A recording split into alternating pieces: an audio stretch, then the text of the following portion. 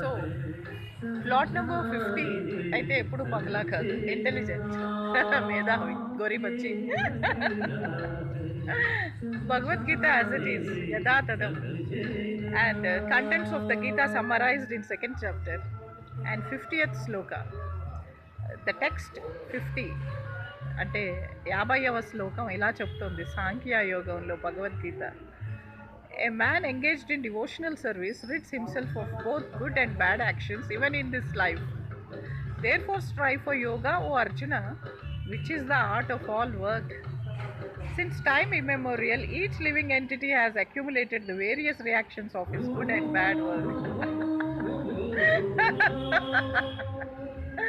As such, he is continuously ignorant of his real constitutional position.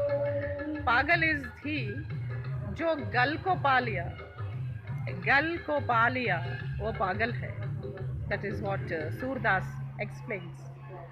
And girl ko pa liya, wo bhi.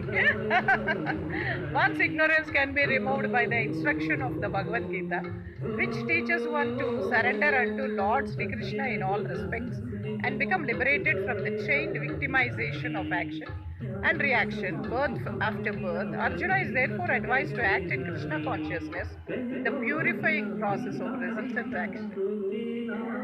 The wise engaged in devotional service take refuge in the Lord and free themselves from the cycle of birth and death by renouncing the fruits of action in the material world. In this way they can attain the state beyond all miseries. क्योंकि वो भी girl को पा लिया, एक नहीं दो, दो गर्ल्स को पा लिया. For who, I mean, one who has accepted the boat of the lotus feet of the Lord, who is the shelter of the cosmic manifestation and is famous as Mukunda, or the giver of Mukti. The ocean of the material world is like the water contained in a calf's hoof print, Parampadam, or the place where there is material misery or misery, or that is not a place called Vaikunta. A place where there is no material misery is called Vaikunta. And this is our goal, and not the place where there is danger in every step of life.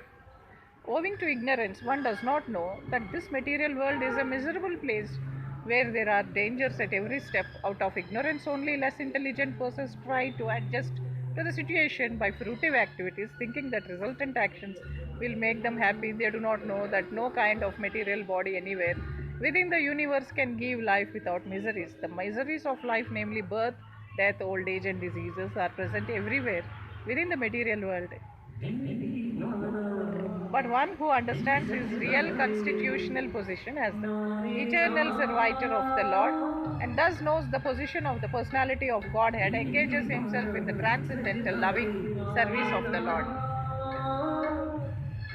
Consequently, he becomes qualified to enter into the Vaikunta. అంటే మనందరం qualified to enter Vaikunta planets. Of course, where there is neither material nor miserable life, nor the influence of time and death.